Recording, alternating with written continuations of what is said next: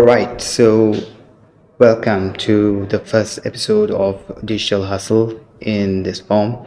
And the presentation which I'm showing, which I'm going to be talking about. So we're actually going to be talking about creating contents that can win in the digital space. So if you are a viewer who have come directly from my article from the newsletter of Digital Hustle Express, you might be knowing what have been talking about and what I'm gonna be talking about, and that is about this content workshop, giving you an update. So if anyone it's the very first time checking this video, first and foremost, subscribe my newsletters on LinkedIn so you will be updated about everything.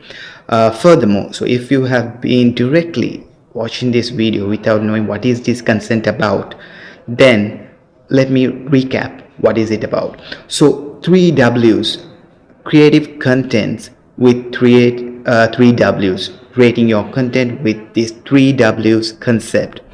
So what is this 3 W's? It's about what, where, when. It's all about when a content should be published, what is the content that you're going to be publishing, what is it about, does it have any big context, is it related to some specific topic, targeting specific audience. So it's all about what is that content about, and then where this content will be published, and when should it be published in a digital platform or in any space of, if you're following these 3 W's concept as a strategist, as a copywriter, or as a creative head.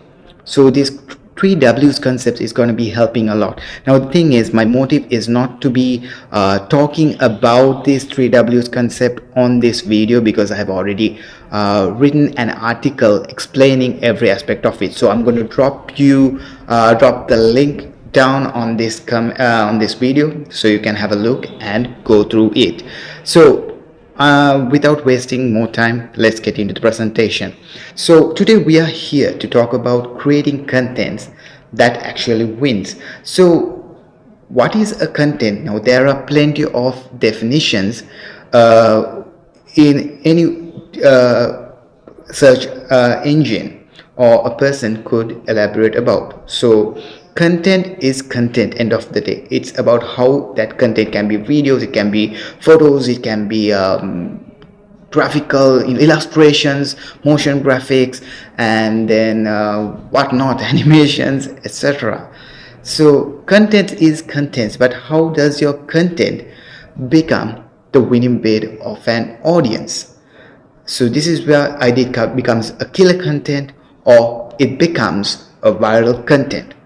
So having that noted, let's get into the first slide. So on this first slide, we are talking about grabbing the attention of viewers. It's very simple. If you want to create a proper content to the market that can be appreciated by many, your content should be attention grabbing with good design and copies. And furthermore, how does it become a killer content? The uniqueness of your content. Try to do different things. Try to think out of the box. The more you can be unique than your competitors, or let's say there is brand A, B, C, and there is already A, B fighting with each other to show how creative they are, their creative approach they look forward to, and your brand C, and then you come along and you think you can just go ahead and win a chance with them, or you came all behind and you're trying to be in the same timeline with them. No, it's gonna be hard. So it's better ways than just focusing and trying to be matching with them. You create your own unique content. Think out of the box always. That helps. So the third point we are talking about is very important. How well can you make a viewer to stop, view, and make them think? The most crucial part of content marketing. In content marketing, if you can't make a person stop, then view it, and then make them think, that is the most crucial part of your content campaigns, because there are thousands of millions of contents being shared every then and now, every week, every month.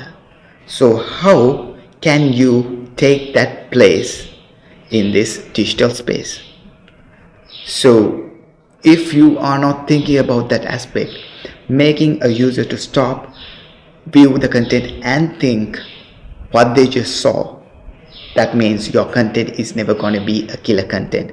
If they just notice your content and then just keep scrolling, that's it. That's never going to be a killer content, because a content that can make a person think, can make a person consider, that is where, whether is it a brand, is it a product, is it a service, any those kind of approach can make it towards a conversion.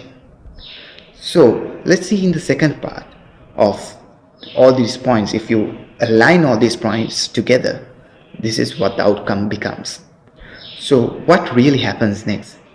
So once your viewers start considering, they have a timeline, they have a period that this consideration takes place. That can be between 4 days to 2 weeks. So this is the crucial part. Within this time period, you have to be making sure that you are able to turn these viewers into doing an action, taking an action after their consideration point of view. So you should follow up them, arrange some retargeting ads, or keep in contact with them, try to bring out more engaging contents related to what they saw, the next steps to make them consider further. And then when you are creating compelling contents to engage those viewers, the exact same viewers who started thinking about a product, and within this period, note me correctly, 4 days to 2 weeks, that is your timeline to make things happen. So it, depending on different industry, different products, different approaches, it may take quite a lot of a time. You might have to wait around 1 month to 2 months, depending on how large that business to business or business to customer is going to be. But the general, we are talking about 4 days to 14 days. So this is where time you make it happen. So if you make it happen, you're able to make your viewers convert in toward taking an action, the goal of taking an action.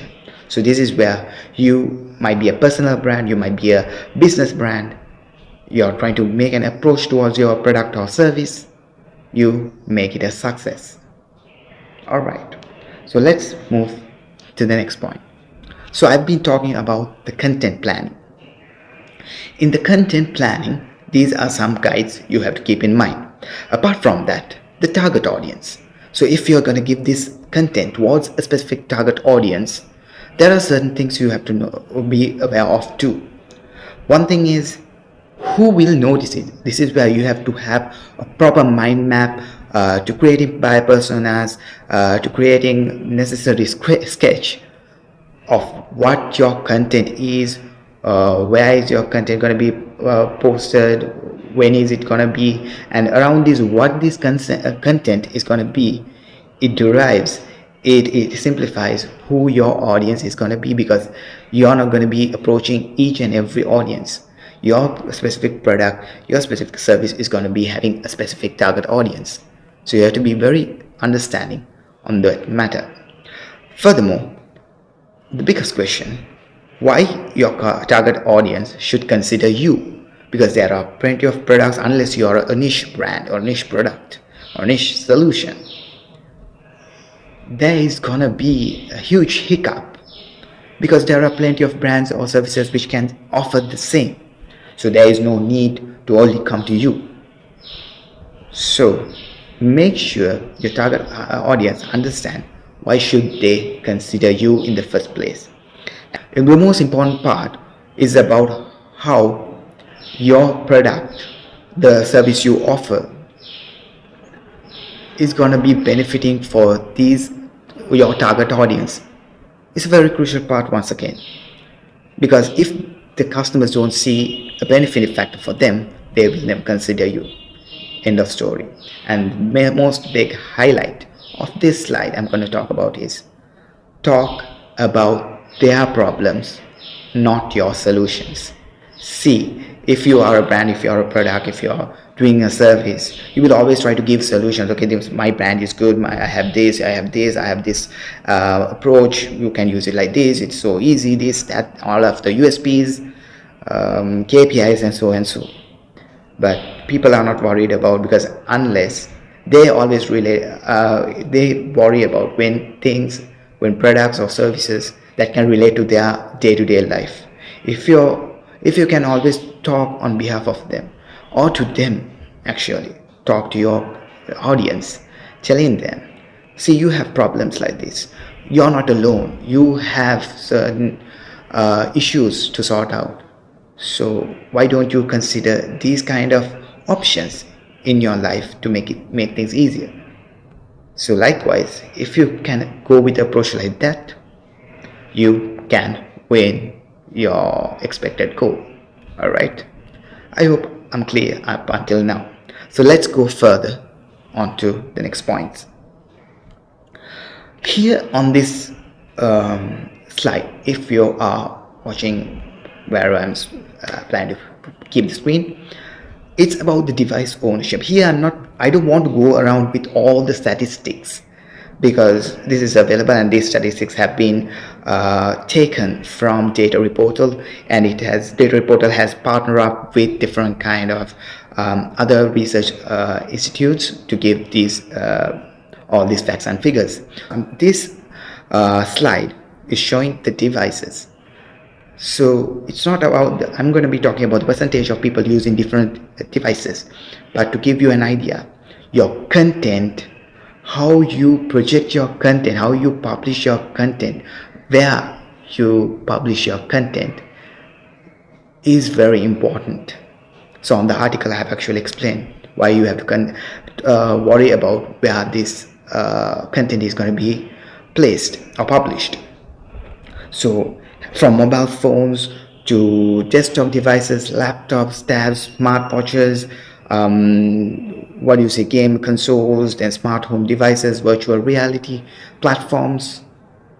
Things are different and things are big.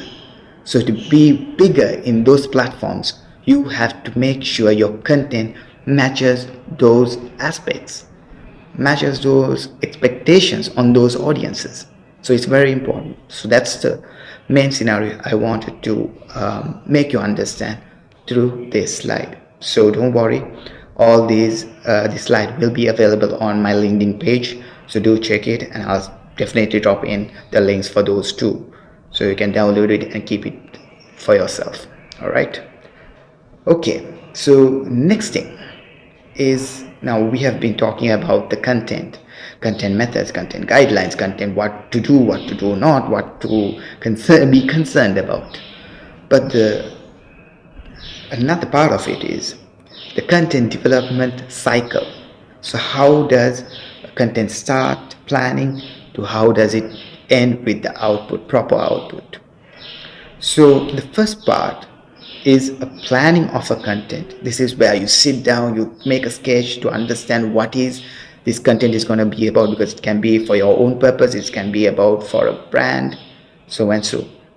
So next thing is creating the content. So when creating the content, yes, definitely strategists or the creative copywriters will be brainstorming together, bringing out a good outline of the subject. What is the main scope of it?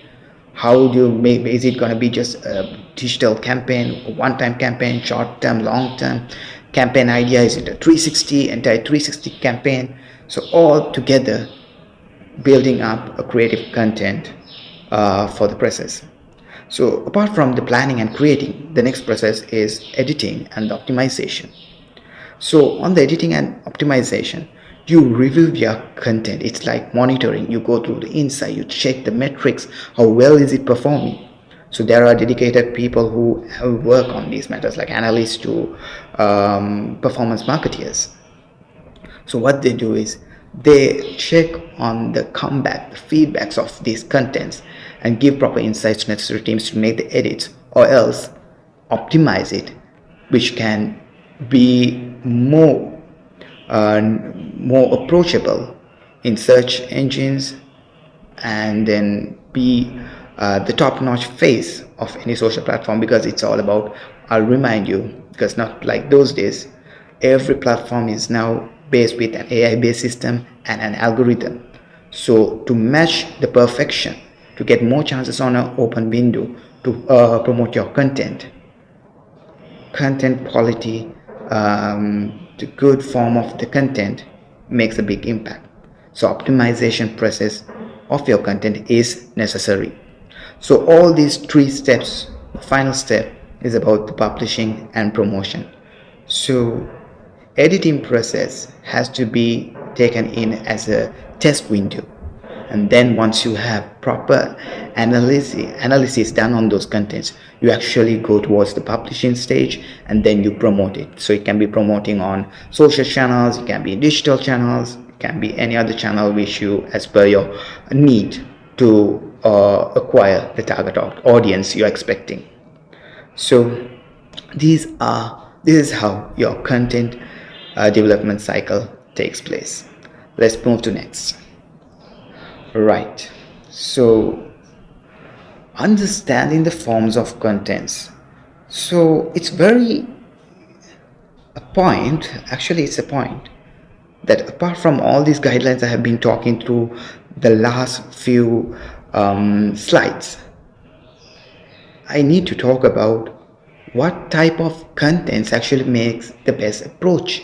Because if you have no clue, because there is video contents, email newsletters, and then slideshows, it can be animations, it can be just general posts, articles, so and so much of contents. But what will make it the best approach? You can't decide it. You have to do your analysis, you have to do your homework to know, because from each different platform to each different target audience, the content approach is going to be definitely different, and the approach should be different too, and it has to match the expectation of the target audience on those channels or platforms. All right. So apart from this matter, a highlighting point once again according to this slide I would want to say is focus on the aspect ratios, durations on mentioned on different platforms or different contents, because the aspect ratio on different contents, the duration on certain contents, and the color schemes, quite a lot of those things is actually going to be working as a side hustle to win your content, to make it a killer content. So that is why as a tip, when it comes to certain platforms, they know what their algorithm, so they suggest, okay, this amount of duration, this type of content, this kind of facts in these contents will be most appropriate. It's about, they do have a machine learning system which goes through different kind of contents and see how the performance, so they would suggest it for the viewers. So following up this in a proper way, you are able to make your content a winning success. All right, so we are almost getting closer and closer to the final slides. So a content timeline for best performance of your contents. So let me just walk you through them, giving big pictures. A content becomes viral or a killer content, it takes time. You have to be patient and you have to be mindful about your content. So between day 1 to 3, you will publish the content or probably promote it too. And by day 4 to 7, you will be monitoring and engaging, because you have to give at least 3 days time to monitor how the engagement, how the metrics are playing with your contents. Most probably some performance marketeers in the field or some leads who would always say, okay, let's give it about 1 week's time to 1.5 weeks time to study what is happening with the content. But I would always suggest just after 3 days start understanding, so it will have less time to make the wrong choices or the wrong approach with your content to the audience. Because if there's any mishaps, if there's any hiccups, you are able to edit those and immediately make a change. So likewise, I will give an example who should have taken a good chance in my next slide, and that is a well-known example that is actually in the current crisis. All right, so let's see. So apart from that, we are coming to day 17 to day 14, between 7 days to 14 days, 2 weeks. It's about amplifying the reach. So if you see your content is working well, it's performing well, very good. Now take the next approach of reaching more people, more channels, more platforms to give that good ideation of your content.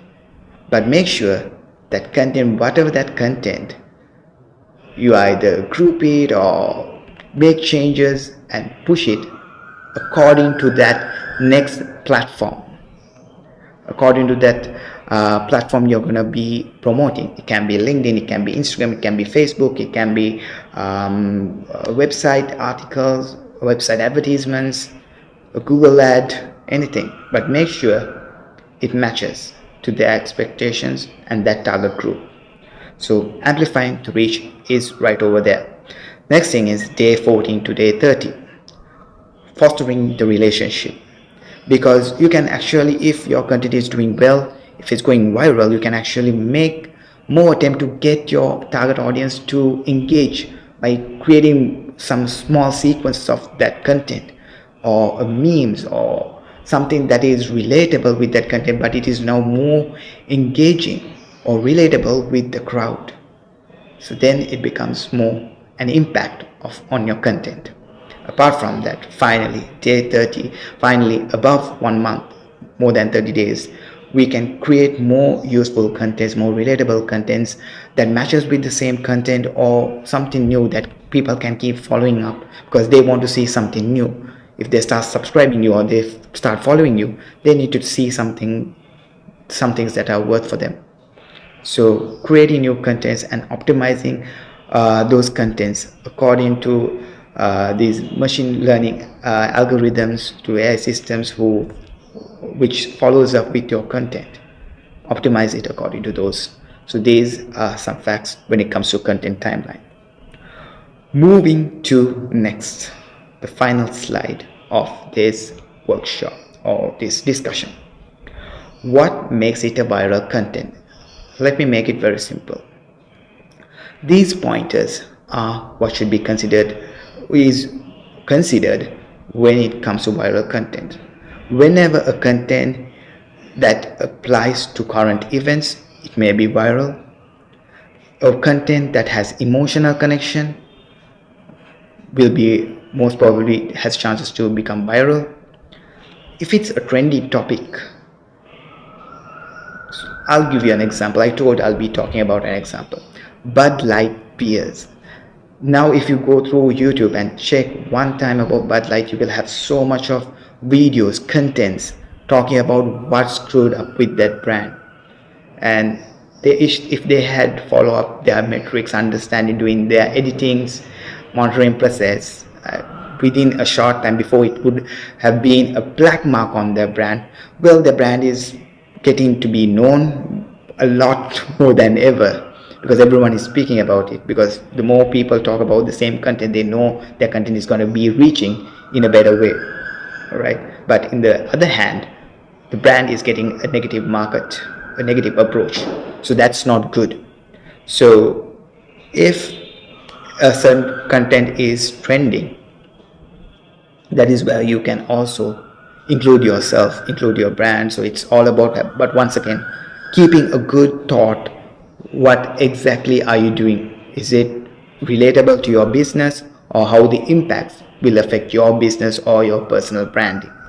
So apart from that, there are chances contents that contains humor might be viral too, but it's time to time. It depends. Mostly I have probably seen this when it comes to political opinions, which becomes a humor and then it becomes viral.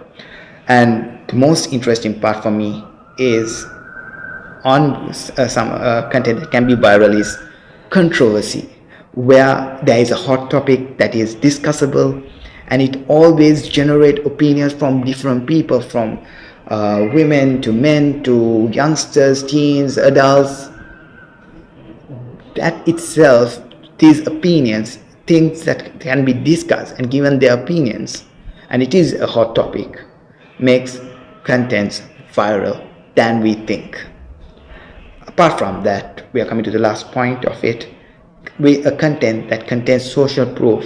I'll give you examples. Most probably, if you see an unfair process that has been happened to a certain person, a brand has for fraud a customer, or from there are unruly situations that have been taken place, and a person is speaking on behalf of it. So that's not it. It's not about talking about it, giving their opinions, making a video on it, making a post on it, having all the caption mentioning what really happened. But it's about how the authenticity, the legitimacy of the content. So if a content like that, a personal opinion or personal justification is to be shown in a digital space, or more often in a social presence, this plays a big part, where the person who has posted it will always have at least few of his known colleagues or people who can actually validate that this post is real. It is the same scenario which has happened to them. Personal reviews or personal experiences. So they hit a like, they put a comment, then it starts getting viral, because people now, anyone who doesn't know this exact person might be all of a sudden known by in some way, because they have, each person, we are connected in different ways in social presence.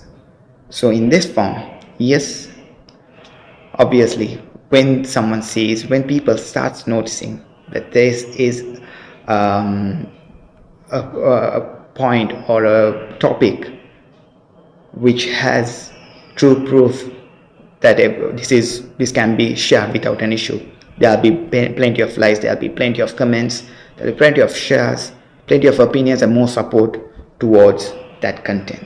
So these are ways that can make your content go viral, or most probably these are the forms you can make a content go viral.